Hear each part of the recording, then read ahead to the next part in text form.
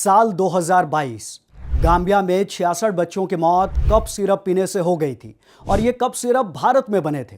भारत में भी cup syrup से मौत का मामला कोई नया नहीं है। जहरीले कप सिरप से हर साल कई बच्चों की मौत हो जाती है। उसके बाद जांच कमेटियां बनती हैं, रिपोर्टें आती हैं, कुछ कंपनियों पर खानापूर्ति के लिए कार्रवाई भी होती है, लेकिन सिस्टम में खामी की वजह से फिर से वही कंपनी मार्केट में आ जाती है।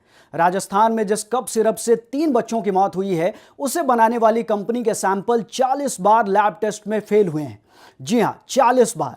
हैरानी की बात है कि इसके बावजूद इस सिरप को दोबारा सरकारी फ्री मेडिसिन स्कीम में शामिल किया गया।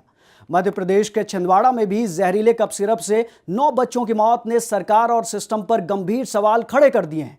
ऐसे में सवाल है कि खांसी जुकाम की यह दवा कैसे बन गई जानलेवा, और जानलेवा कप सिरप बनाने वाली कंपनियों पर सरकारी तंत्र क्यों है मेहरबान? आखिर क्यों कंपनियों पर ढंग से नहीं होती है कार्रवाई? आज आपको इसकी पूरी इनसाइड स्टोरी बताएंगे। नमस्कार, आप देख रहे हैं स्टेट मिरर। मेरा नाम है अंशु झा। राजस्थान में सरकार की मुख्यमंत्री निःशुल्क दवा योजना आम जनता के लिए राहत बननी चाहिए थी, लेकिन अब यही योजना लोगों की जिंदगी पर भारी पड़ रही है। ताजा मामला है उस कप सिरप का जिससे 3 मासूम बच्चों की मौत हो गई और कई बच्चे अस्पताल में जिंदगी और मौत के बीच झूल रहे हैं। यह सिरप किसी लोकल या अज्ञात ब्रांड का नहीं, बल्कि केसंस नाम की दवा कंपनी का बना है। और यही सबसे हैरान करने वाली बात है, क्योंकि ये वही कंपनी है जिसके दवाओं के सैंपल 2 सालों में 40 बार फेल हो चुके हैं। इतना ही नहीं, यह कंपनी पहले ब्लैक लिस्टेड भी हो चुकी है। फिर सवाल उठता है कि ऐसी कंपनी की दवा सरकारी अस्पतालों में कैसे पहुंची? ब्लैक लिस्टेड कंपनी फिर कैसे एक्टिव? इंडिया टुडे के वरिष्ठ पत्रकार शरद कुमार की रिपोर्ट बताती है कि साल 2020 में भीलवाड़ा में केसंस कंपनी के कप सिरप के सैंपल फेल हुए थे। इसके बाद सीकर में 4, भरतपुर में 2, अजमेर में 7, उदयपुर में 17, जयपुर और बांसवाड़ा में 2-2 और जोधपुर में 1 सैंपल फेल हुआ। कंपनी पर कार्रवाई हुई, उसे ब्लैक लिस्ट किया गया, लेकिन थोड़े समय बाद वही कंपनी फिर से सरकारी दवा सप्लाई करने लगी। प्राइवेट लैब से क्लीन चिट का खेल। Rajasthan medical services corporation limited यानी RMSCL, जो राज्य की फ्री मेडिसिन स्कीम के लिए दवाएं खरीदता है, उस पर भी गंभीर सवाल उठ रहे हैं। दरअसल दवाओं की जांच के लिए सरकार की अपनी लैब है, फिर भी RMSCL दवाओं की जांच प्राइवेट लैब से करवाता है। कई बार होता यह है कि एक लैब किसी दवा को फेल घोषित कर देती है तो कंपनी दूसरी लैब में जाकर वही सैंपल पास करवा लेती है और फिर अधिकारियों की मिलीभगत से उसी कंपनी को नया टेंडर मिल जाता है।